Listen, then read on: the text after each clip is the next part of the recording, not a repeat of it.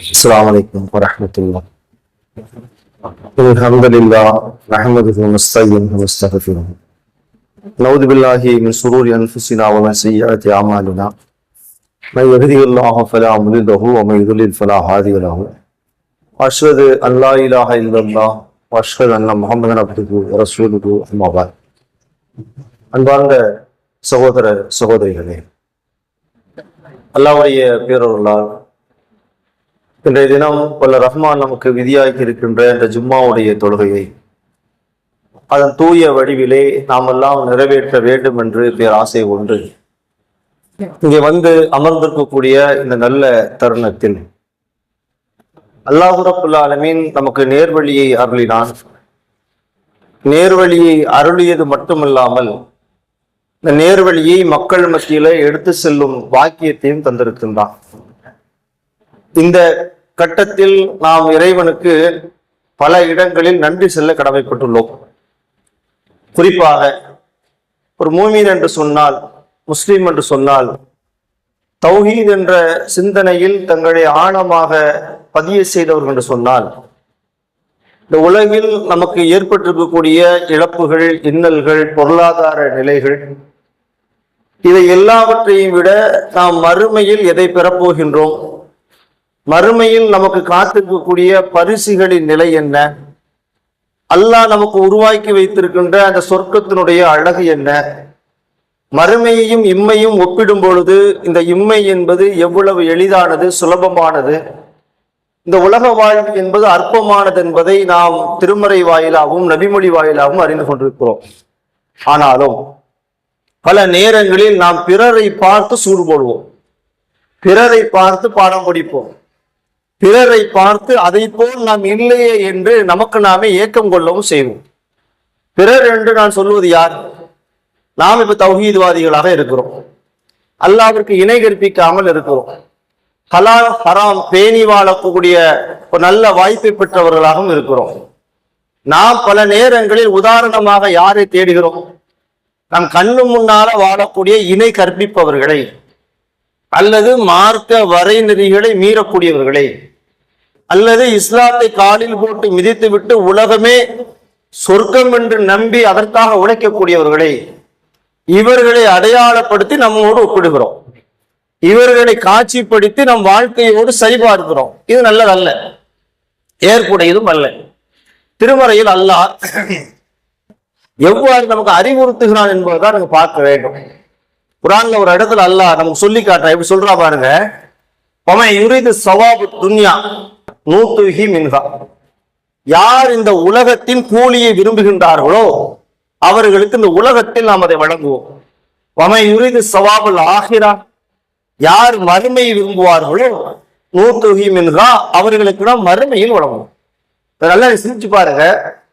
இந்த உலகத்தை நீங்க நேசித்தீர்கள் என்று சொன்னால், இந்த உலகத்தின் மீது அதிகமாக ஆசை கொள்வீர்கள் என்று சொன்னால், இந்த உலகம்தான் வாழ்க்கை, இந்த உலகத்திலேயே எல்லாம் கிடைக்கும் என்ற நம்பிக்கையில் ஒரு மனிதன் வாழ்வான் என்று சொன்னால், அல்லாஹ் அவனுக்கு இந்த உலகத்தை விசாலமாக்கி விடுவான். இந்த உலகத்துல எல்லாரையும் திறந்து விட்டுருவான்.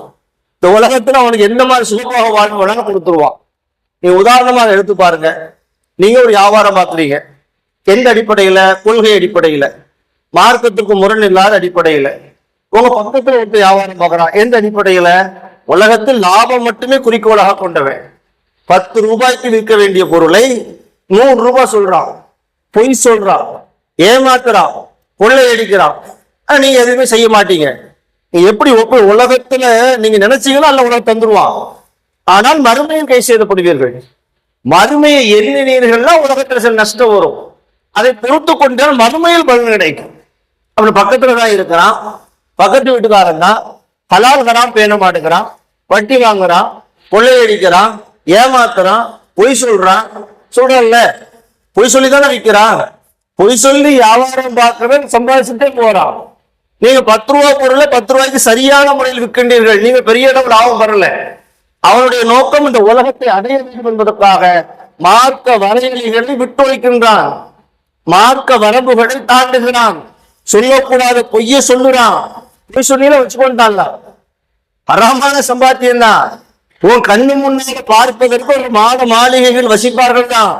ஆனால் இந்த உலகத்தை அவர்கள் நேசித்ததின் காரணத்திற்காக, உலகத்தை நேசித்து விரும்பியதன் காரணத்திற்காக அவர்கள் மார்க்கத்தை பேணவில்லை, அல்லாஹ்விற்கு பயப்படவில்லை, இறைவனுக்கு கட்டுப்படவில்லை, குர்ஆனுடைய போதனைகளை செவிமடுக்கவில்லை, நபிகளாருடைய பொன்மொழிகளை காது கொடுத்து வாங்கவில்லை. ஏன்? உலக நோக்கம். அப்படி நோக்கம் என்ன? உலகத்தை சம்பாதிக்கணும். பொய் சொன்னா என்ன, கொள்ளையடிச்சா என்ன, ஏமாத்தினா என்ன? நாம என்ன நினைக்கிறோம்? அவனை பார்க்கிறோம். நான் ஹலாலான முறையில வியாபாரம் செய்யறேன், நான் பொய்யே சொல்லல, நான் யாரும் ஏமாற்றவே இல்லை, நான் கிடைச்சது போதும்னு இருக்கிறேன், நான் லஞ்சம் வாங்கல. ஆனா எனக்கு அவ்வளவுதானே இருக்கும். நல்லா நீங்க சிந்திச்சு பாருங்க. ஏன் அவனுக்கு அல்லாஹ் கொடுக்கிறான்? அவன் இந்த உலகத்தை நேசிக்கிறான்ல. இந்த உலகத்துக்காகத்தானே போய் சொல்றான், உலகத்துக்காகத்தானே கொள்ளையடிக்கிறான். கொள்ளையடிச்சா வளர்த்தானே செய்வான், பொருளாதார பெருகத்தானே செய்யும். கண்ணு முன்னாலே பாருங்க, அரசியல்வாதிகளா எப்படி வாழ்றான்? ஊர் முதல் அமுக்கக்கூடியவன் தான் சிறப்பாக இருக்கிறான், அவன் செல்வ செழிப்போட இருப்பான். தௌஹீதை பேசக்கூடியவன், இஸ்லாத்தினுடைய நெறிமுறைகளை தாண்டாதவன், அன்றாட சோறுக்கு கூட கஷ்டப்படக்கூடியவனாக இருப்பான். இதுக்கு என்ன விஷயம்? ஏன் இவன் என்ன நினைக்கிறான்? இவனுக்கு பொய் சொல்ல முடியாம இல்லை, பொய் சொல்ல தெரியாம இல்லை. பக்கத்துல உள்ள கணக்காரன் எப்படி பொய் சொல்லி வியாபாரம் பார்க்கிறானோ, எப்படி அதிக லாபம் சம்பாதிக்கிறானோ, அதுபோல இவனுக்கு பொய் சொல்ல வாய்ப்பு இருக்கிறது, பொய் சொல்லக்கூடிய திறமையும் இருக்கிறது. இந்த பூமிய அவன் பொய் சொன்னாம சொல்ல தெரியாத, அவன் ஏமாத்தினாம எனக்கு ஏமாற்ற தெரியாத. ஆனால் இவன் ஏன் ஏமாற்றவில்லை? இவன் மறுமையை நேசிக்கின்றான், மறுமையை விரும்புகின்றான்.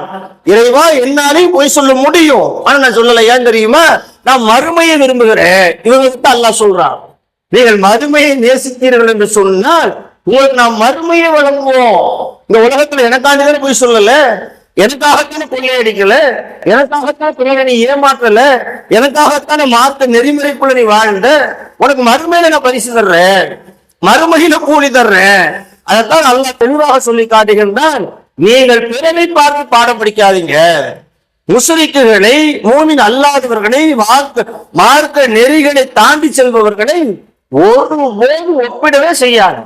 அவன் அப்படித்தான், அவனுக்கு நான் அள்ளி அள்ளி கொடுப்பேன். அவன் உலகத்துல எல்லாம் போதும் நினைக்கிறான், வச்சுட்டு போறான். இந்த உலகம் என்பது ஒண்ணுமே இல்லை. அல்லாஹ்வுடைய பார்வையில இந்த உலகம் பெரிய விஷயமா? இந்த உலகத்தில் அல்லாஹ்வுக்கு கொடுக்கிறது பெரிய காரியமே இல்லை. நபிகள் நாயகம் ஸல்லல்லாஹு அலைஹி வஸல்லம் அழகாக சொன்னாங்களா இல்லையா? மறுமையோடு இந்த உலகத்தை ஒப்பிடும் பொழுது உதாரணத்தின் மூலமாக சொல்றாங்க. மறுமைனா என்ன, உலகம்னா என்ன? நபிகளா சொல்றாங்க, கடல் இருக்கா? கடல், கடல் எவ்வளவு பெரியது? ஒட்டுமொத்த உலகத்துல 70% கடல் தான், 30% நிலப்பரப்பு. அதான் நம்ம வசிக்கிறோம். அப்ப பூமியில் நிலப்பரப்பை விட கூடுதலாக இருக்கக்கூடிய கடல்ல தண்ணீர் எவ்வளவு இருக்கும்? நிறைய இருக்கும், அளவிட முடியாது இல்ல. நபிகளா சொல்றாங்க, அந்த கடலுக்கு நீங்கள் சென்று அந்த கடலில உங்கள் கைகளில் ஒவ்வொரு விரல், கையில் ஃபுல்லா இல்ல, கையில் இருக்கக்கூடிய ஒரு விரல் அப்படி முக்கிட்டு அப்படி வெளியே ஏடு. தண்ணி நிக்குமா? விரல்ல நிக்காதுல்ல, ஆனா கொஞ்சம் ஈரம் இருக்கும், ஒரு சொட்டு அடிக்கும் இல்லையா? நபிகளா சொல்றாங்க, இதுதான் உலகம், மறுமை இந்த கடல். நபிகள் அந்த உதாரணத்தை பண்ண, உலகத்தை நேசிக்கிறீர்களே, இந்த உலகத்தின் மீது ஆசை கொள்கிறோமே, இந்த உலகத்திற்காக மறுமையை இழக்க தயாராகின்றோமே, நமக்கு அல்லாஹ் நபிகளா சொல்லக்கூடிய உதாரணம் என்ன? இந்த உலகத்தை நீ நேசித்தீங்கன்னா உலகம் கிடைக்கும், உலகத்துல ஏமாத்தினா சம்பாதிக்க முடியும், ஆனால் மறுமைக்காக கட்டுப்பட்டு வாழ்ந்தா மறுமை கிடைக்கும். அல்லாஹ் சொர்க்கத்தை தருவான், சொர்க்கத்துல ஆறுகள் ஓடிக்கொண்டிருக்கும், தஜ்ரீமின் தகுதிகள் அன்வாரு ஹாலிதீன ஃபீஹா, அதுல நீங்க நிரந்தரமாக பயணிக்கலாம். பார்க்காதங்கிறாங்க. எவனையும் பார்க்க கூடாது, பார்க்க வேண்டிய அவசியமும் இல்லை. பார்த்தா நமக்கு நாமே ஏமாந்து போவோம். இன்னும் திருமறை குர்ஆன்ல அவர்களுக்கு நாம் வளர்ந்து நாடினால், யாருக்கு? இறை மறுப்பாளர்களுக்கு, இறை நேசர்களுக்கு அல்ல. எப்படி வேணா அல்லாஹ் கொடுப்பான், எவ்வளவு கொடுப்பான். சொல்லி காட்டுங்கன்னா,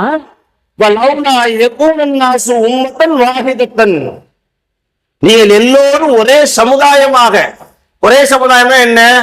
உலகத்துல எப்பொழுதும் 2 சமுதாயம் தான் இருக்கும், பல சமுதாயம் தான் கிடையாது. கொள்கை அடிப்படையில ஒரு சமுதாயம் அல்லாஹ்வுக்கு இணை கற்பிக்காத மூமின்களான ஒரு சமுதாயம், இன்னொரு சமுதாயம் அல்லாஹ்வுக்கு இணை கற்பிக்கக்கூடிய எல்லாரும் சேர்த்து இன்னொரு சமுதாயம். குர்ஆன் சொல்லுகிறது, உங்களுடைய மனம் பலவீனம் அடைந்து விடக் கூடாது என்பதற்காக, நீங்க எல்லாம் சோர்ந்து விடக் கூடாது என்பதற்காக, நீங்களும் அவர்களை போல ஆகிவிடுவீர்கள் என்ற நிலை இல்லாமல் இருந்திருந்தால், யார மாதிரி நாமளும் இணை வைப்பின் பக்கம் போயிருவோம் என்ற நிலை இல்லாமல் இருந்திருந்தா, ரஹ்மானி அல்லாவை மறுக்கின்றார்களே அந்த கூட்டத்தினுடைய வீடுகளை நாம் எப்படி ஆக்கியிருப்போம் தெரியுமா? நம்ம கண்ணு முன்னால தங்காக்கு போறவன், தாயத்து கட்டுறவன், சிலை வழிபாடுல ஈடுபடக்கூடிய எவ்வளவு முஸ்லிக்கு தானே. அல்லாஹ் சொல்றான், நீங்க பலகீனம் அடைய மாட்டீங்கன்னு இருந்தா, நீங்களும் அங்க போய் ஐக்கியமாகி விட்டு விட மாட்டீர்கள் என்று இருந்தா, அவருடைய வீடுகளை நாம் எப்படி ஆக்கி இருப்போம் தெரியுமா? சுகுஃபம் மின் ஃபில்லத்தின், அவருடைய வீட்டு முகடுகளை வெள்ளியினால் ஆக்கி இருப்போம். யாரு? நீங்க அல்லாஹ்வை வணங்குறீங்க, அல்லாஹ்வை வணங்காத இணை கற்பிக்கவர்கள் இருக்கின்றார்களே, சிலை வழிபாட்டில் ஈடுபடக்கூடியவர்கள் இருக்கின்றார்களே, அவர்களை பத்தி அல்லாஹ் சொல்றான், இந்த உலகத்துல நான் அவனுக்கு எவ்வளவு கொடுப்பேன் தெரியுமா? நீ பலகீனம் அடைஞ்சிருவார் என்ற நிலை இல்லைன்னா, நீங்க சோர்ந்து விடுவீர்கள் என்ற நிலை இல்லைன்னா, அவருடைய வீடுகளுடைய முகடு என்ன ஓடு போடுறோமா இல்லையா, நம்ம சென்டிங் போடுறோமா இல்லையா, இது வெள்ளியினால் ஆக்கி இருப்போம். எப்படி எல்லாம் சொல்றாரு? நீங்க பார்க்கக்கூடிய நினைச்சு பாருங்க, நம்ம சுத்தி எத்தனை சமுதாயம் இருக்கு, எத்தனை இணைகற்போர் இருக்கின்றாங்க, அவங்க வீடுலாம் வெள்ளியில இருக்கு. வெள்ளி தங்கத்துல சிமெண்ட்ல இல்ல, சுண்ணாம்புல இல்ல. அதுவே எனக்கு பெரிய விஷயம். வெள்ளியில வீடு கட்டி முகடுகள் அமைத்தா எவ்வளவு பெரிய பாக்கியம், எவ்வளவு பெரிய அருள் என்று நினைப்போம். ஆனா அல்லாஹ் சொல்றா, அப்படி அவர் இந்த உலகத்தில் வசித்தால் கூட மறுமையில் எதுவும் இல்லை. உலகத்துல எவ்வளவு நாள் இருந்துருவான்? இந்த உலகத்துல அப்படி கொடுத்ததா இருந்து சாதிச்சுட்டு போற நல்ல சொல்லி கடமை அவனை பார்க்காத, அவனுடைய வாழ்க்கையை பார்த்து சூடு போட்டுக் கொள்ளாது, அவனுடைய வசதிகளை பார்த்து நீ சோர்ந்து போகாத, அவனுக்கு நான் கொடுத்ததை நினைத்து நீ மன வருத்தப்படாத. அவன் இந்த உலகம் தான் நமக்கு பெருசு, உலகத்தை தவிர வேற எதுவும் இல்லை. இணை வைக்கக்கூடிய நிலையில் யார் மரணிக்கின்றார்களோ அவருக்கு மறுமை என்பது இல்லவே இல்லை. இல்லைன்னா நரகம் என்று அர்த்தம். எந்த அவங்க பாக்கியமும் கிடையாது. அல்லாஹ்வுக்கு இணை கற்பிக்கக்கூடியவர்களுக்கு மறுமையில பலன் உண்டா? சொர்க்கம் உண்டா? சொர்க்கத்துல எந்த உண்டா? நரகத்துக்கு தானே போக போறா? நரகத்தினுடைய கொல்லிக்கட்டைகளாகத்தானே மாற போறாங்க. உலகத்தை அனுபவிச்சுட்டு போட்டோம், இங்க கொடுப்போம். அவருடைய வீடினுடைய முகடுகளை வெள்ளியினால் ஆக்கி இருப்போம். அது மட்டும் சொல்லல, மாரிஜ அலைகா எழுபெறூன, அவர்கள் ஏறி வரக்கூடிய படிகள் இருக்கிறதே, முகடு மட்டுமல்ல, வாசப்படி இருக்கா இல்லையா, கல்லில் போடுறோமா இல்லையா, டைல்ஸ்ல போடுறோமா இல்லையா, இதெல்லாம் வெள்ளியில் ஆக்கி கொடுத்துருவோமே, என்ன பிரச்சனை உனக்குங்கண்ணா? நீ சோம்பக்கூடாதானே, நீ மனம் அவனுக்கு நான் ஆக்கி கொடுப்பேன். ஆக்கி கொடுத்தா நீ செய்யல, செஞ்சா நாமளும் மாறிடுவோம் நிலை வந்துருமா? ஏன் அவன் தான் நல்லா இருக்கிற, அப்ப உங்க மனசு போகலாம் இல்லையா? பல நேரங்களில் நாம் என்ன நினைக்கிறோம், நான் 5 நேரம் தொழுகிறேன், நோம்பு நோக்குறேன், தௌஹீத் பிரச்சாரம் எல்லாம் பண்றேன், நான் கஷ்டத்துல இருக்கிறேன், ஆனால் அதுக்காக போறான், முட்டி முட்டி அழுகுறான், பாதி மேல மாறி கட்டுறான் நினைக்கிறோம்ல, சின்ன வருதுல, சிந்தனைக்கு ஆத்து போட்டுருவாங்க. நல்லா சிந்திச்சு பாருங்க, எல்லாருடைய உள்ளத்திலே வரும். கூட போய் இருக்கலாம். என்ன நம்ம நினைப்போம்னா, நான் அல்லாஹ்வை வணங்கணும், அல்லாஹ் எனக்கு எல்லாம் தந்துடணும்னு நினைக்கிறோம். நான் இணை வைக்காம இருக்கிறேன்ல, எனக்கே அல்ல கார் தரல, எனக்கே தோட்ட தொடர்புகளை தரல, எனக்கே வசதி வாய்ப்புகளை தரல, எனக்கே உலக செழிப்புகளை தரல, கிடையாது, தேவையும் இல்லை. அல்ல உலகத்துல இவ்வளவு அந்த மறுமை இருக்கிறத, அவனுக்கும் மறுமை கிடையாது. நரேந்திர மோடிக்கு மறுமை உண்டா? ஸ்டாலினுக்கு மறுமை உண்டா? ஜெயலலிதாவுக்கு மறுமை உண்டா? உண்டு. எப்படி அவர் அதே நிலையில் மரணித்தால் என்ன நிலை என்பதை பார்க்கணும். மறுமையில் அவங்களுக்கு உண்டுனா சொர்க்கம் கிடையாது தானே உங்களுக்கு இருக்க, எனக்கு இருக்க. நம்ம தௌஹீதிலேயே மரணிக்க செய்தால் சொர்க்கத்தினுடைய இன்பங்கள் இருக்கிறது, சொர்க்கத்தினுடைய வசதிகள் இருக்கிறது. அதைத்தான் சொல்லி காட்டுறேன். நீ அவங்கள பார்த்து, நீ அவங்கள சிந்திக்கிற, நீ அவங்ககிட்ட இருந்து பாடம் படிக்கிற, அவங்களுக்கு நான் எல்லாம் கொடுப்பேன், ஒண்ணுமே இல்லை. எப்படி வேணாலும் வாழ்ந்து போட்டு அவருடைய வீடுகளுடைய வாசல்களை, அவர்கள் தூங்கி எழுந்திருக்கும் கட்டில்களை தங்கத்தால கூட ஆக்கி குடிப்போம். கட்டு தங்கத்தால் விட்டாம எப்படி இருக்கும்? யார் இணை கற்பிக்கின்றாரோ அவர்களுக்கு மூமின்கள் கல்ல, முஸ்லிம்களுக்கு அல்லாஹ் சொல்றார். உங்க பக்கத்து வீட்டுல ஒரு முஸ்லிம் இருக்கிறார், நீங்க மூமினாக இருக்கிறீங்க, உங்க வீட்டுல படுக்கிறதுக்கு பாய் கூட இல்லை, அவர் வீட்டுல அல்லாஹ் தங்க கட்டில கொடுத்தாங்கன்னா எப்படி கட்டில தங்கத்துல இருக்குங்க, நாளைக்கு கொடுப்பாங்க நல்லா. ஆனா ஏன் கொடுக்கல தெரியுமா? ஓ மனசு சுதந்திரம், நீ அவனை மாதிரி ஆய்விட கூடாது இருக்க நிலையில் கொடுக்கல, ஒரு அளவு கட்டுப்படுத்தி வச்சிருக்கிற. குர்ஆன்ல அல்லாஹ் சொல்றான், நபிகள் அதை பார்த்து சொல்ற, உலகத்தை நம்ம பார்க்கவே கூடாது. உலகத்தை பார்க்கவே உலகம் தேவை. எதுக்கு தேவை? சாப்பிடணும், ஆடை உடுக்கணும், ஹலாலான கையெழுத்த கூடாதுல்ல, பிச்சை எடுக்க கூடாது இல்ல, சுயமரியாதையோட வாழணும் இல்ல, கண்ணியமாக அதுக்குதான் உலகம். நாம எவ்வளவு உழைச்சாலும் அல்லாஹ் எவ்வளவு கொடுக்க நாடி இருக்கிறானோ அது கிடைத்தே தீரும். கிடைக்கதான் நடத்தக்கூடாது. கிடைச்சா அல்ஹம்துலில்லாஹ் வச்சுக்கோங்க, கிடைக்கலையா பரவாயில்ல, கூட தந்துருக்கா போதும், அல்லாஹ்வுடைய நாட்டம். இந்த மனம் வரணுங்க. இந்த மனதை யார் வென்று விட்டார்களோ இவர்கள் மதுமைக்காக தங்களை தயார்படுத்துகின்றார்கள். எவ்வளவு கிடைச்சாலும் அவங்க மாதிரி போகல, இன்னும் 10 அவன் அப்படி இருக்கானே, இவன் எப்படி இருக்கானே, அவன் மாறி வீட்டுல இருக்கானே, உடுத்தவே ஒண்ணும் இல்லையே, அவன் முஸ்லிக்கா இருக்கானே, இவன் தர்காவுக்கு போறாங்க, இவங்க எல்லாம் செல்வ செழிப்பாக இருக்கானே, வட்டி வாங்க வீடு மேல வீடு இருக்கானே, பார்க்காத. பார்த்தீங்கன்னா நீங்க யார் அவங்களை ஏன் அவன் மறுமையை நேசிக்கல, அவன் உலகத்தை நேசிக்கிறான், உலகத்தை விரும்புறான். உலகத்தை நேசிப்பதால் அல்லாஹ் உலகத்தை கொடுக்கலாம் வச்சுக்கோ. நீங்க மறுமையை நேசிப்பதால் அந்த ஹராமின் பக்கம் செல்வங்கள் இருக்கின்றீர்கள், அதுல உறுதியாக இருங்க. உங்க பார்வாங்க போய் ஒரு நேரம் நாமளும் வட்டிக்கு வாங்கினா என்ன வந்துட்டா முடிஞ்சு, நாமளும் போய் சொன்னா என்ன முடிஞ்சு போச்சு, நாமளும் அடுத்த திரும்பினா என்ன முடிஞ்சு போச்சு. இந்த உள்ளத்தை நம்ம எப்படி பக்குவப்படுத்தணும்னா திருமறை குர்ஆனுடைய வசனங்களிலிருந்து பக்குவப்படுத்துறோம், நபிகளாருடைய பொன்மொழிகளிலிருந்து பக்குவப்படுத்துறோம். சாதாரண நீங்க உலகத்தை பார்த்தீங்கன்னா அப்படிதான் இருக்கும். இன்னைக்கு ஆட்சி அதிகாரம் யார் கையில இருக்கு? முஸ்லிம்கள் அடிமடக்கூடிய இடத்துலதான் இருக்கிறோம். அதிகாரம் முழுவதும் முஸ்லிம்கள் கையில் தான் இருக்கிறது. அமெரிக்காவா இருந்தானே, இந்தியாவா இருந்தானே, எங்கெல்லாம் அப்படித்தானே இருக்கிறது. இருந்து என்ன செய்ய பரவாயில்ல, மறுமை இருக்குல்ல, அந்த நம்பிக்கை வேற உறுதியாக வேண்டும். நபிகள் அதை பார்த்து எல்லாம் சொல்றான், நபியே அவருடைய மக்கள் செல்வர்கள் பிள்ளைகள் பெற்று 10-15 வசதியா இருப்பான், அவருடைய பொருளாதாரம் இல்லையா, இவைகள் எல்லாம் உன்னை ஆச்சரியத்தில் ஈடுபடுத்த வேண்டாம். எப்படி சொல்றாங்க, யாரை பார்க்கின்றீர்களோ அவருடைய பொருளாதாரமோ பண காசோ வாய்ப்பு வசதிகளோ ஆட்சி அதிகாரங்களோ மக்கள் செல்வங்களோ பிரமிப்பை ஏற்படுத்தக்கூடாது, ஆச்சரியத்தை ஏற்படுத்தக்கூடாது, வியப்பை ஏற்படுத்தக்கூடாது. திரும்ப குர்ஆன் சொல்லுது, அவன் மேற்கே இல்லை, கண்ணு முன்னால ஒரு முஸ்லிக் மிகப்பெரிய செல்வத்தோட வாழ்ந்துட்டு போட்டோம். ஆறுனுக்கு எல்லாம் கொடுத்தானா இல்லையா? கார் மூசா அலைஹிஸ்ஸலாம் சமுதாயத்தை வாழ்ந்த மிகப்பெரிய கோடீஸ்வரன் காரும் அல்ல வாரி வாரி வழங்கினால அவருடைய கஜானாவை சுமப்பது பலமுத்த கூட்டத்திற்கு கடினம் என்று சொல்லப்படக்கூடிய அளவிற்கு செல்வத்தை கொடுத்தாங்க. அதனால என்ன காரணம் சொர்க்கத்தில் இருக்கான பிறவனுக்கு எல்லாம் ஆட்சியை கொடுத்தாங்கல்ல, பிறகு சொர்க்கத்தில் இருக்கான கிடையாது. நல்ல விஷயத்துக்கு எந்த வர வேண்டும் என்று சொன்னா திரும்ப திரும்ப திரும்ப இந்த உள்ளத்துல நாம் மறுமையினுடைய நிலையை பதிய செய்து கொண்டே இருக்க வேண்டும் சகோதரர்களே. மறுமைதான், அழகாதான், அதனுடைய இன்பங்கள் தான், அவங்க கொடுக்கக்கூடிய வசதி வாய்ப்புகள் தான், அல்லாஹ்வை புகழ் அதுதான் உள்ளத்துல இருக்கணும். உங்க உள்ளத்துல யாவது எது இருக்குன்னு சொன்னா இந்த உலகம் என்ன பெருசா ஒண்ணுமே இல்லை. இந்த உலகத்துல என்ன கிடைக்க போகுது? 60 வயசு 70 வயசு வாழணும், வாழ்வதற்கு சில தேவைகள், தண்ணி வேணும், சாப்பிட உணவு வேணும், இருக்க ஒரு வீடு வேணும், மனைவி மக்களுக்கு உழைச்சி போட ஒரு ஆரோக்கியம் வேணும். உலக நேரம் எல்லாத்தையும் விட தாண்டி அம்பானி இருக்காரு, அழகாரி இருக்காரு, பெரிய கோடீஸ்வரன் கொண்டு போக முடியுமா? மறுமையை அடைஞ்சானா இல்லையே. பெரிய அவரை பார்க்க, பெரிய பாதை படிக்க, பெரிய அவர்களை போல எனக்கு அல்லாஹ் வழங்கவில்லை என்று ஒரு உள்ளங்களை நீங்கள் தாழ்வுபடுத்துகின்றீர்கள். எல்லாரும் சிலருக்கு போகல, நம்மளே சிலருக்கு போகல. அல்லாஹ்வுக்கு இணை கற்பிக்கிறான், தொழவே மாட்டான். இவங்களாம் கோடி மாடி மேல மாறிக்கிட்ட நினைக்கிறான், தொழுத மாறிக்கிட்ட சட்டம் இருக்கா, நோம்பு வச்சா வசதி வாய்ப்பு கொடுக்க சட்டம் இருக்கா? இல்லைன்ற அல்ல, நாடியவர்களுக்கு நாடியதான் கொடுப்பேன், நீ அதை வைத்து பொருந்திக் கொள்ள வேண்டும். உனக்கான கூலி என்பது மறுமையில் தான். நான் எதையும் குறைத்து கொடுக்க மாட்டேன். எந்த அளவுக்கு பாருங்க, நபிகள் நாயகம் ஸல்லல்லாஹு அலைஹி வஸல்லம் அவர்கள் ஒரு கட்டத்துல நபிகள் வீட்டுல இருக்கிறாங்க. நபிகள் நாயகம் ஸல்லல்லாஹு அலைஹி வஸல்லம் அவர்களை பார்ப்பதற்காக உமர் ரலியல்லாஹு அன்ஹு வீட்டுக்கு போறாங்க, அனுமதி கேட்கிறாங்க. நபிகளார் உள்ள வர சொல்லிட்டாங்க. உள்ள போயாச்சுன்னா நபிகளார் எப்படி இருக்கிறாங்க?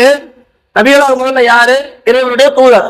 நாம நினைக்கிறோம்ல, நான் தொழுதே எனக்கு நல்லா தரலையே, நான் நோம்பு வச்சே எனக்கு நல்லா தரலையே, நான் பிரச்சாரம் செய்த நல்லா தரலையே, இப்படிலாம் அல்லா தரணும்னு இருந்தா முதல்ல கொடுக்கக்கூடிய இடம் யாருக்கு? நபிமார்களுக்கு தானே, நபிகளுக்கு தானே. செல்வத்தை நம்ம தொழுதுனால செல்வத்தை கேட்கிறோம்ல, கேட்கலாம் தப்பு இல்லை. அல்ல அருளை கேளுங்க, ரஹ்மத்தை கேளுங்க, செல்வங்களை கேளுங்க, தப்பு இல்லை. தந்தா எடுத்துக்கொள்ளுங்க, தரவங்க மறந்துடாதீங்க. தரவங்களுக்கு பகிரங்கமா அல்ல மறுமையில தருவான் என்ற சிந்தனையை வளர்த்து கொண்டீங்கன்னா ரெண்டு நன்மை கிடைக்கும். உலகத்துல நல்லவர்களாக ஏகத்துவத்தில் உறுதியாக இருப்பவர்களுக்கெல்லாம் அல்லாஹ் உலகத்தை கொடுக்க நாடி இருந்தால் அதை பெறக்கூடியவர்கள் முதலாமானவர்களாக நபிமார்கள் இருந்திருக்கணும். நபிகள் இருந்திருக்கணும். நபிகள் நாயகத்துக்கு அனுமதி கேட்கிறாங்க, அனுமதி கொடுத்தாச்சு. நபிகள் நாயகம் உள்ள போறாங்க, நபிகள் நாயகம் படுத்திருக்கிறாங்க.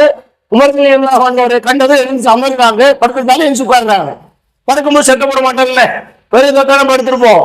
உமர்கள் எல்லாம் வந்து பாக்குறாங்க, நபிகளாருடைய முதுகுல பாறையினுடைய கோர பதிஞ்சிருக்கு. நபிகளாரை பார்க்கிறாங்க, பாய் தானே, அவங்களுடைய தலைவனையை பார்க்கிறாங்க, காது குடிக்கக்கூடிய இழுத்துக்கார் புல்ல பார்க்கிறாங்க. எந்த வசதியும் இல்லை, வாய்ப்பும் இல்லை, பெருமானம் இருக்கு, இறுதி தூதர் இருக்கு. அவன் நினைக்கிறான்ல, நான் இருந்து கொள்கைக்காக எவ்வளவு பாடுபட்டேன் தெரியுமா? அல்லாஹ் எனக்கு எதையும் தரல, எதுக்கு தரணும்? இந்த உலக மறுமையில் தரணும்னா கேட்கலாம், மறுமையில தான் அல்லாஹ்வுடைய வாக்குறுதி தருவான். இந்த உலகத்திலே நீங்கள் பெறுவதாக எதை பெற போறீங்க? இந்த உலகத்துல எதை அனுபவிக்க போறீங்க? கண்ணியமான வாழ்வை தந்திருக்க, அது போதும் தானே. நபிகள் எழுந்து அமர்ந்திருக்கிறாங்க, அவங்களுடைய அந்த முதுகு பகுதியில பாயில படுத்து, பாயில விரிப்பு இல்லையில, பாயே பெருசு, பாய ஓலப்பாய், விரிப்பு விரிச்சு படுத்தா அது பதியாது, தடம் பதியாது. விரிப்பு இல்லை விரிப்பதற்கு, படுப்பதற்கு ஒரு ஆடை இல்லை, எந்த வசதி வாய்ப்புகளும் இல்லை. சாதாரண யாரு? இறை தூதர் மட்டுமல்ல, நபிகளார் அரபு தேசத்தினுடைய சக்கரவர்த்தியாக இருக்கிறார். ரெண்டு நிலை இருக்கா இல்லையா? அல்லாஹ்வுடைய தூதர்களுக்கு இல்ல, ராஜாவா இருக்கிறாங்கல்ல, மன்னரா இருக்கிறாங்கல்ல, ரெண்டு நிலையும் அடைந்தும் கூட இந்த உலகத்தை எதையும் அனுபவிக்க நினைக்கல. சாதாரண பாயில படுத்து எழுந்து அமர்ந்திருக்கிறாங்க. உடம்புல அந்த பதிவுகள் பயந்து இருக்கிறது. இதை கண்ட உமர்கள் எல்லாம் அவர்கள் அழுகின்றார்கள். கண்ணீர் சாரசாரையாக வெளியிடுற உமர்களுக்கும் பேசுறாங்க. வந்தாங்க, பார்க்கறாங்க, பார்த்து அழுகுறாங்க, கண்ணில் கண்ணீர் வடிகிறது. நபிகளாருக்கு ஒன்றும் புரியல. வந்தாலும் அனுமதி கேட்டாலும் கொடுத்தோம். நம்மளை பார்த்தது ஏன் கண்கிறது? நபிகளார் உமரை பார்த்து கேட்கின்றார்கள், மா இபுகீக்க, உமரே ஏன் அழுகின்றீர்? அழ வேண்டிய அவசியம் என்ன? வந்தீங்க, அனுமதி கேட்டீங்க, பார்த்தீங்க, திடீர்னு அழுதுகிட்டு ஒண்ணுமே சொல்லல, அனுமதிங்களா? ஏன் அனுமதிங்க? கேட்கும் பொழுது உமர் ரலியல்லாஹு அவர்கள் அப்பதான் பதில் சொல்றாங்க, யார சொல்லலாம், அல்லாஹ்வுடைய தூதரே, இன்ன கிஸ்ரவ கைசர, நான் கிஸ்ர கைசர் பாரசீக ரோமாபுரி மன்னர்கள் எல்லாம் இருக்கிறாங்க இல்லையா, அவங்க வாழ்க்கையெல்லாம் எப்படி இருக்குது தெரியுமா? தீமா சுமா இப்படி வாழ்றாங்க. பஞ்சு மட்டையில பவனி வர்றாங்க, பல்லத்துல தவறு வர்றாங்க, செல்வ செழிப்போட வாழ்றாங்க. யார் சொல்றாங்க? உமர் ரலியல்லாஹு அவர்கள் பிற நாட்டினுடைய மன்னர்கள் எல்லாம் எப்படி வாழ்கின்றார்கள், எவ்வளவு செழிப்புல இருக்கிறாங்க, எப்பேற்பட்ட நிலையில இருக்கிறாங்க, அந்த நிலையை சொல்லிட்டு நபிகளாரை பார்த்து சொல்லுகின்றார்கள், அந்த ரசூலுல்லாஹ் அவங்களெல்லாம் அப்படி வாழும் பொழுது நீங்க அல்லாஹ்வுடைய தூதராச்சே. சிந்திச்சு பாருங்க. அவர் உமர் ரலியல்லாஹு உதாரணமாக சொல்றாங்க. இணை கற்பிப்பவர்கள், இறைவனுக்கு எதிராக நிற்கக்கூடியவர்கள், மாற்றத்தை ஏற்றுக்கொள்ளாதவர்கள் இந்த உலகத்திலே செழிப்பாக இருக்காங்க, மிகப்பெரிய ஆடம்பரத்தில் வாழ்றாங்க. நீங்க ஆடம்பரம் அடிப்படை வசதி கூட இல்லையே, படுப்பதற்கு நல்ல பாய் இல்லையே, உடுப்பதற்கு நல்ல உடை இல்லையே. சரிதானே? அவங்க அப்படி வாழும் பொழுது இறை தூதராக இருக்கின்றீர்களே, அல்லாஹ்வுடைய கஜானா காலியாகாது என்று உமர் ரலியல்லாஹு அவர்கள் உள்ளத்தில் உள்ள ஆனந்தத்தை நபிகளாரிடம் கொட்டும் பொழுது நபிகளார் சொன்ன வார்த்தை என்ன தெரியுமா? இதுதான் நமக்கு பாடம். மூன்றுகளுக்கு எப்படி பாடம்? நியாயமாக வாழக்கூடியவர்களுக்கு எப்படி பாடம்? இந்த உலகத்துல எதையும் பெறவில்லை என்ற சிந்தனை வரக்கூடியவர்களுக்கு எப்படி பாடம்? அவனுக்கு சொன்ன மாத்திரத்துல உமர் ரலியல்லாஹு அவர்கள் பதில் சொல்லுகின்றார்கள், ஆமா தரலாம், நீ புரிந்து கொள்ளவில்லையா? உமர்கிட்ட கேட்கிறாங்க, நீ ஏற்றுக்கொள்ளலையாப்பா, நீ புரிஞ்சு கொள்ளலையா? ஏன்னு அந்த துன்யா அவர்களுக்கு இந்த உலகம் என்பதையோ நமக்கு மறுமை என்பதையோ அல்லாஹ் ஏற்படுத்தி இருக்கிறானே, இதுல உனக்கு நம்பிக்கை இல்லையா? இதுல உனக்கு சிந்தனை இல்லையா? இதை நீ ஏற்றுக்கொள்ளலையா? இதே உன் மனசு பின்பற்றவில்லையா? எய்சர் கிஸ்ரா மன்னர்களுடைய வாழ்க்கை இந்த உலகத்துல நான் இந்த உலகத்தை அனுபவிக்க வந்திருக்கிறேன், எனக்கு இந்த உலகத்தான் பெருசு, எனக்கு தான் நபிகளுக்கு மட்டும் இல்ல, உமர் ரலியல்லாஹு அதுதானே, உமர் ரலியல்லாஹு எனக்கும் அதுதானே, எனக்கும் அதுதான் உங்களுக்கு அதுதானே, நாம எல்லோருக்கும் அதுதானே. நாம ஏன் பிறகு பார்க்கணும்? ஏன் பிறருடைய வாழ்க்கையை நான் பாடமாக எடுக்கணும்? நபிகளை பார்க்காதீங்க என்கிறாங்களே, அவர்களுக்கு தான் உலகம் என்கிறார்களே, நமக்கு மறுமை என்கின்றார்களே, இது அல்லாஹ்வுடைய வாக்கு என்கின்றார்களே. இதை சிந்திச்சு பாருங்க. எனக்கு மறுமைதான் என்ற லட்சியம் வந்துட்டுனா இந்த உலகத்துல எந்த இடத்திலும் நான் மார்க்க நெறி வரைமுறையில தாண்டவே மாட்டேன்.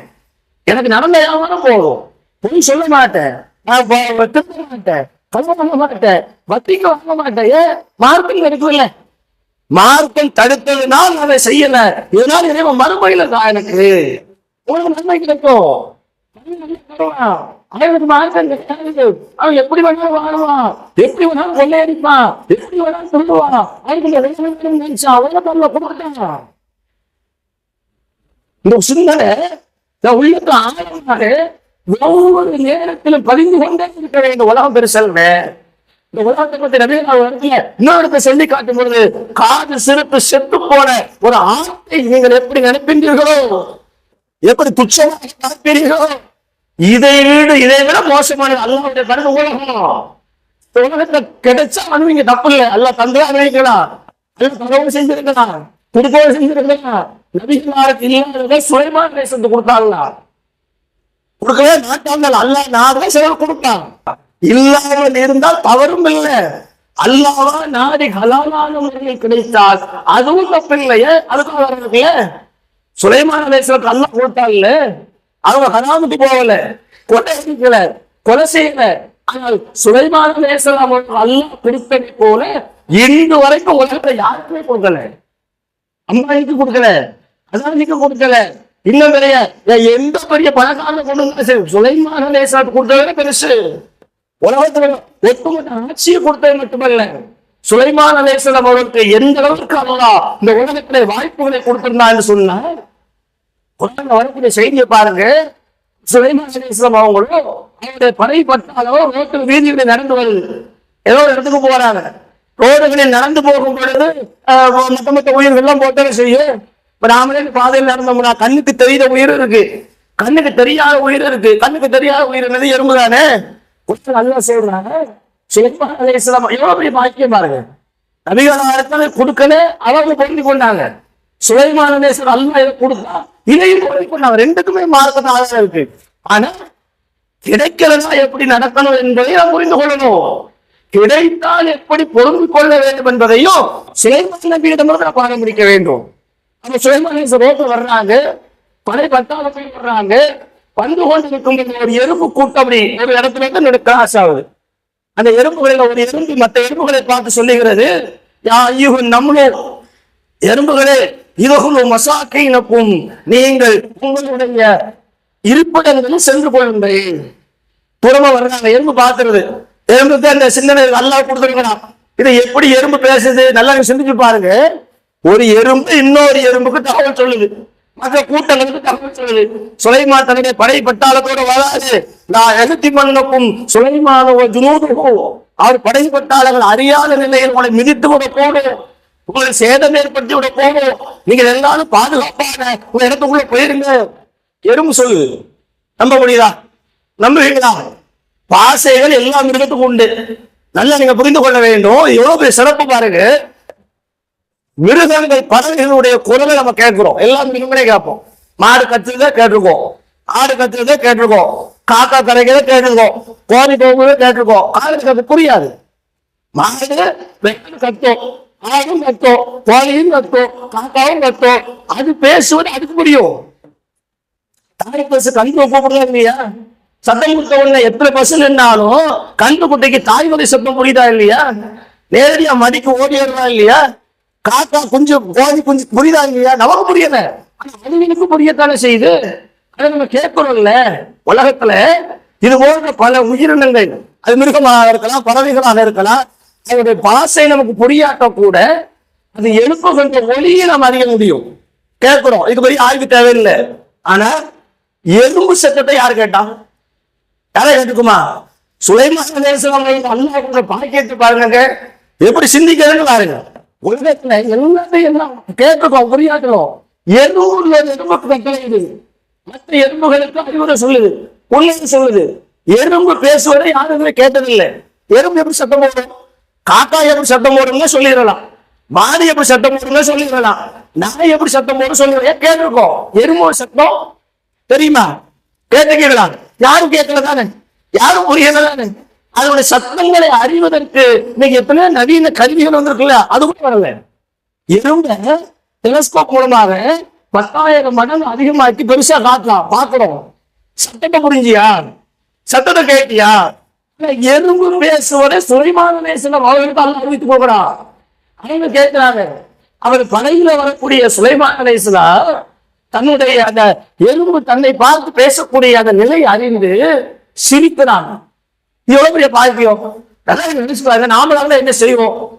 உலகத்துல மற்றவர்களுக்கு கிடைக்காதது நமக்கு கிடைச்சா பெருமை அடிப்போம், ஆணவம் கொள்வோம், திமிரு கொள்வோம். சாதாரண யாரையுமே நினைக்கிறாங்க. என்ன ஒரு ஓட்டப்பந்தய வீரனே போகல 10 வருடம் 11 ஸ்பெஷலா இருக்கிறாங்க. நான் யார் தெரியுமா? என் திறமை என்ன தெரியுமா? நான் எப்படி பேசுறாங்கல்ல, எல்லாத்தையும் இருக்குல்ல. ஒருத்தரை விட இன்னொருவன் திறமை அதிகம் பெற்றிருந்தால் அவன் பிறரை இழிவாக கருதக்கூடிய நிலை உலகத்துல இருக்கு. சுலைமான் அலைஹிஸ்ஸலாம் அவர்களுக்கு அல்லாஹ் கொடுத்திருக்கக்கூடிய இந்த நிலை என்பதை உலகத்துல யாருமே பெறல, கிடையாது. பஞ்சகாசம் கூட ஒருத்த மேல ஆச்சரியம். இது உண்டா? எறும்பி பேசுவதை, எறும்பினுடைய சத்தத்தை உணரக்கூடிய ஆற்றல் யாருக்காவது இதுவரைக்கும் இருந்திருக்கிறதா? இல்ல. சுலைமான் அலைஹிஸ்ஸலாம் அவர்களுக்கு மட்டும்தானே இருந்திருக்கிறது. இது அல்லாஹ் கொடுத்த பாக்கியம் தானே. இந்த பாக்கியத்திற்காக அவர்கள் பெருமை கொண்டிருக்க வேண்டும் தானே, ஆணவம் கொண்டிருக்க வேண்டும் தானே, திமிரு கொண்டிருக்க வேண்டும் தானே, என்னை மாதிரி யாராவது கேட்டிருக்க வேண்டும் தானே. ஆனா சுலைமான் அலைஹிஸ்ஸலாம் இந்த செய்தியை கேட்டதோ, எறும்புகள் தன்னை குறித்து பேசியதோ, அவருடைய நிலை எப்படி மாறுது பாருங்க. அந்த இடத்துல அல்லாஹ்ட்ட கையேந்திராங்க. நம்பி என்னுடைய இறைவா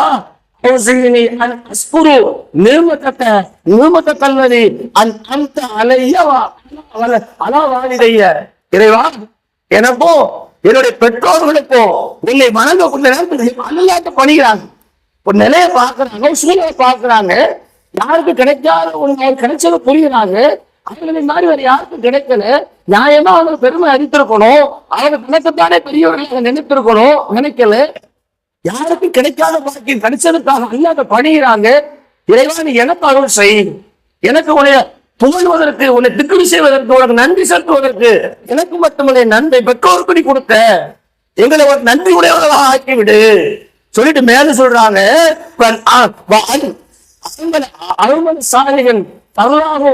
அந்த இடத்துல ஒரு துவா, அழகான துவா செய்யறாங்க. இறைவா, உன்னுடைய பொருத்தத்தை பெறக்கூடிய நல்ல அமல்களை நான் செய்வதற்கு, அமல்களை எல்லோரும் செய்வோம், எல்லாரும் செய்யறோம். ஆனா இறைவனுக்கு பிடித்தமான அமல் எது தெரியாதுல்ல, நிறைய இருக்கு. ஹதீஸ்ல குர்ஆன்ல பார்த்தாலும் இறைவனுக்கு நம்ம உள்பூர்வமாக செய்திருக்கிறோமா? யாருக்கும் காட்ட வேண்டும் என்று இல்லாமல் செய்திருக்கிறோமா? அப்படிலாம் சில நிலை வரும்ல. அதைத்தான் சுலைமான் அலைஹிஸ்ஸலாம் கேட்கிறாங்க. இறைவா, நீ பொருந்தி கொள்ளக்கூடிய, நீ சந்தோஷப்படக்கூடிய அந்த அமல்கள் செய்வதற்கோ, ரஹ்மத்திக்க உன்னுடைய அருளில் என்னை நாங்கள் நுழைவதற்கோ, அல்லாஹ்வுடைய அருள் பெரிய விஷயம் தானே. கேட்கிறாங்க. நல்லா பாருங்க, பணம் நம்மகிட்ட இருக்கு, வந்திருக்கு. சில நேரங்கள்ல அரை ஸ்டீக்கு வழி இல்லாம கொண்டிருப்போம், கட்டிங் டீ சாப்பிட்டுருப்போம். திடீர்னு அல்லாஹ் ஹலாலான வழியில, ஹராம சொல்லல. ஏதோ ஒரு வேலைக்கு போறீங்க, 10 லட்சம் சம்பளம், இல்ல ஏதோ ஒரு வகையில தந்துட்டான், பத்தியா வரக்கூடாது. ஆனா எல்லாத்தையும் நடந்து கொள்ள நபிகளாரை போல புரிந்து கொள்ள வேண்டும். வசதி வாய்ப்பு வந்துட்டா பெருமை வந்துடக்கூடாது, எல்லாரும் வந்துடக்கூடாது, ஆணவம் வந்துடக்கூடாது. இறைவா, நேற்றுக்கு நான் அந்த நிலையில இருந்தேன், இன்னைக்கு இந்த நிலையில நான் இருக்கிறேன், நீதான் இந்த நிலைக்கு நீ ஆளாக்குன, உனக்கு நான் நன்றி செலுத்துகிறேன், உனக்கு சுத்தம் செய்கிறேன், உனக்கு பாவனைக்கு எடுக்கிறேன், உனக்கு தவறு சமைக்கூடிய யாரும் இல்லை, பதிஞ்சிருங்க. நான் புரிய புரியணும். எல்லாத்திலும் அது வாழ்க்கை இருக்குல்ல. இருக்கக்கூடிய சபையில எடுத்துக்கொண்டீங்கன்னா இருப்பவர்களும் இருக்கின்றீர்கள், இல்லாதவர்களும் இருக்கின்றீங்க. ரெண்டு வரும் வாழ்க்கை வழி சொல்லுது. இல்லை என்றால் நபிகளாரை பார்த்து அந்த வசனத்தை, அந்த அறிவுரை ஏற்றுக்கோ. இருக்கா? சுலைமான் அலைஹிஸ்ஸலாம் இருக்குவர்கள் எப்படி நடந்தார்கள்? அதிகாரம் பெற்றவர்கள், ஆட்சியை பெற்றவர்கள், பெரிய பொருளாதாரத்தை பெற்றவர்கள், மிகப்பெரிய பெற்றாலும் சரி, பிறரை விட நான் உயர்ந்தோம் நினைச்சாரு, பிறகு சிறந்தோம் நினைச்சாரு, நினைச்சாரு. அடைவா, நீ கொடுத்து நான் உனக்கு பண்ணிக்கிறேன். ரெண்டு வரணும். இல்லை என்றாலும் சோதனை வேணும், இருக்கு என்பது சோதனை தானே. நீங்க காரணம் சோதிச்சான். காரணத்துக்கு மிகப்பெரிய செல்வங்களை கொடுத்துட்டு அந்த மக்களுக்கு யாரும் தர்மம் செய்யல. மக்கள் நம்ம சொல்றாங்க அல்லாஹ் ஒருத்தன் தான்.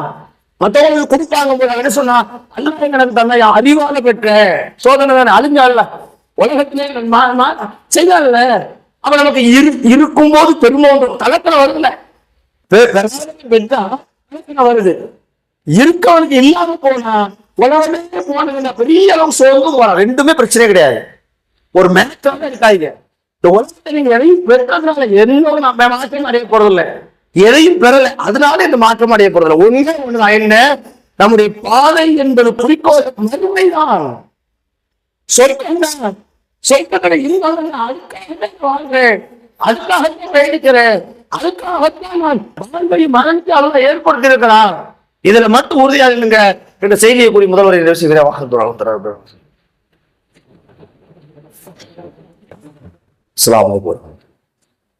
அதே மாதிரி பாருங்க, நபித்தோழர்கள் ஒரு நபித்தோழர் அவனுக்கு அல்லா கொடுத்திருந்தான். நபிகள் நாயக காலத்துல பல நபித்தோழர்கள் இருந்தாங்க, பட்டினியாக இருந்தாங்க, திண்ணை தோழர்களாக இருந்தாங்க, அர்த்தம் உணவு கூட கிடைக்காது. பல நேரம் கஷ்டப்பட்டாங்க. பல நபித்தோழர்கள் யாரும் பிறகு பார்த்து போராடப்படல, எனக்கு நல்ல கரலையா நினைக்கலாம் இல்லை. இல்லை இந்த நிலை இருந்த போதும் கூட நபித்தோழர்கள் மறுமையை நினைத்துக் கொண்டு சுகம், அதுதான் சுகம். மறுமையை நினைக்கிறது சுகம். இந்த உலகத்துல நெட்டைப்படுக்கிறது சுகம் இல்லை. இல்லை என்ற நினைவு என்பது இறைவா நீ எனக்கு தரல, நான் பொருந்தி கொண்டேன். நினைப்பு இது சுகம். யாருக்கு? யார் ஈமானில் உறுதியாக இருக்கின்றார்களோ சுகம். திடீர்னு கல் கட்டை இறைவா நான் பொறுத்துக் கொள்றேன், இது சுகம். இதுக்கு எதுவும் துன்பங்கள் துயரங்கள் இல்லை என்பது கஷ்டம் எதுவெல்லாம் இருக்குங்க. அதை நீங்கள் எதிர்கொள்ள வேண்டிய விதம் நம்பிக்கையை கொண்டு, மறுமையை கொண்டு அல்லாவை நிறுத்திட்டீங்கன்னா ஒரு மன பிரச்சனையே வராது, மனசோர்வே வராது. எது நடந்தாலும் சரி, ஒரு நம்முடைய பிள்ளையே இறந்து போச்சு, அல்ல தந்தா எடுத்துக்கொண்டான் ஈஸியா போங்க. நபித்தோட அப்படித்தானே போனாங்க, பார்க்கிறோம் ஐயா தந்தைய வேணுங்க எடுத்துக்கிட்டான், அவன் போறோம் நாமளும் போட்டோம். இந்த மனநிலை இருக்கிற பக்குவப்படுத்தும் உங்களை உயர்ந்த இடத்துக்கு ஈமான்ல, தப்பான இறைச்சத்துல, நம்பிக்கையில. அவ பல நபித்தோழர்களுக்கு சோதனை கிடையாது, அப்படிதான் இருந்தாங்க. ஏதாவது தேவைன்னா மற்றவங்க அதிகம் பல பல செய்திகள் பார்த்திருக்கிறோம். அந்த சமுதாயத்துல அவர்களோடு வாழ்ந்த அப்துல் ரஹ்மான் என்று ஒரு நபித்தோழருக்கு அல்லாஹ் செல்வங்களை வழங்கி இருந்தான். ஒரு வியாபாரம் கரமான இல்லை. சுலைமான் அல்லாஹ் கொடுத்தது சரி, அப்துல் ரஹ்மான் அவங்களுக்கு கொடுத்தது சரி, ஹராமெல்லாம் கிடையாது. பொய் பேசாம வியாபாரத்தை செஞ்சான். அவங்க அப்துல் ரஹ்மானை கொடுத்துட்டாங்க. நிறைய சொல்லுவோம். நபிகளா மௌத்தா போறாங்க. மௌத்தா போன பிறகு ஒரு கட்டத்துல அப்துல் ரஹ்மான் அவங்க அவர்கள் உணவு உண்பதற்காக உட்கார்ந்து இருக்கிறாங்க. உணவு பரிமாறக்கூடிய பணியால் தேவையான உணவெல்லாம் முன்னாங்க வைக்கிறாரு. எல்லாம் கொண்டு வந்து குடிச்சு வச்சாச்சு. அவங்க வசதிக்கு தரமே இருக்குல்ல, ஒண்ணுமே இல்லாம தான் பேர்த்தம்பளம் சாப்பிடுவோம். வசதி இருந்தா பிரியாணி அந்த நாள்ல என்னெல்லாம் உண்டாலும் சாப்பிடுவாங்கல்ல, எல்லாம் வந்து இருக்கு. வந்து இருந்து அப்துல் ரஹ்மான் அவங்களும் உட்கார்ந்து சாப்பிட வேண்டியது தானே, விதவிதமா வச்சிருக்குல்ல. அதை பார்த்துட்டு அவங்க அழுகுறாங்க. கண்களே சார சாரையாக கண்ணீர் வருகிறது.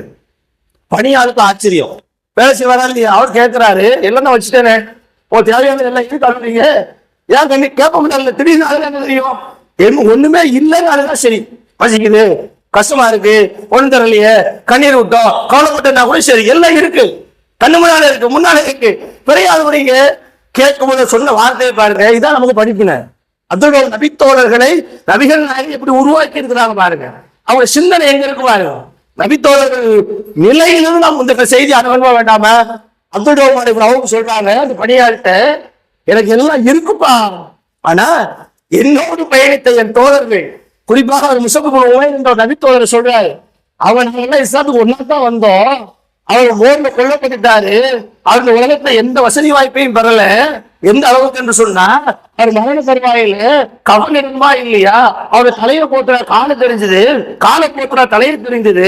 நபிகளா சொன்னாங்க, தலையை மூடி விட்டு காலில புள்ள வச்சு மூடுங்க. யாரு? அப்துல் ரஹ்மான் அவங்க கவலைப்படுறாரு, நாங்க எல்லா இஸ்லாத்துக்கு ஒன்னாத்தான் வந்தோம், பாடுபட்டோம், போர் செஞ்சோம், கஷ்டப்பட்டோம், என்னோட இருந்த என் நண்பர்கள் எல்லாம் இந்த உலகத்தை எதையுமே அனுபவிக்கல, எந்த சோகத்தையும் வாழல, இப்படி ஒரு நிலைமையிலே மகிழ்ச்சிருக்கிறார்கள். ஆனா எனக்கு நல்ல செல்வங்கள் வழங்கி இருக்கிறானே, நிறைய தந்திருக்கிறானே, நிறைய பெண்கள். இந்த நிலைமை குறித்தவங்க என்ன சொன்னாங்கன்னா, எனக்கு மறுமையில் கிடைக்க வேண்டிய பரிசுகளை எல்லாம் அல்லாஹ் உலகத்திலேயே தந்து விடுவார்கள் என்று அச்சப்படுகின்றேன். இதான் சிந்தனை. செல்வருக்கு வசதி இருக்கு, நான் தான் உலகத்தை நினைக்காதீங்க, நினைக்க கூடாது, நினைப்பு வரக்கூடாது. செல்வம் வந்ததுன்னு சுலைமான் அலைஹிஸ்ஸலாம் அவங்கள பணிஞ்சுங்க, அல்லாஹ் தௌபா செஞ்சிருவா, என்னை காப்பாத்து, நீ தந்த உண்மை, நான் அல்லாஹ்வுக்கு போகல, இது நீ தந்த கிடைச்சது. இதான் அப்துல் யோசிக்கிறாங்க, என் கூட சேர்ந்தவங்க ஒண்ணுமே கிடைக்கல, எனக்கு கிடைச்சிருக்கு, அவன் நான் தான் சிறந்த அப்படி நினைக்கல.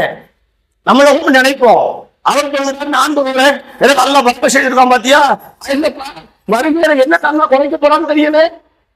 அவர் சிந்திச்சாரு, யோசிச்சாங்க, பயந்தாங்க. அந்த ஆள்கிட்ட சொல்றாங்க, என்னோட வாழ்ந்த நண்பர்கள் ஒன்றுமே பெறாம மறைச்சிட்டாங்க,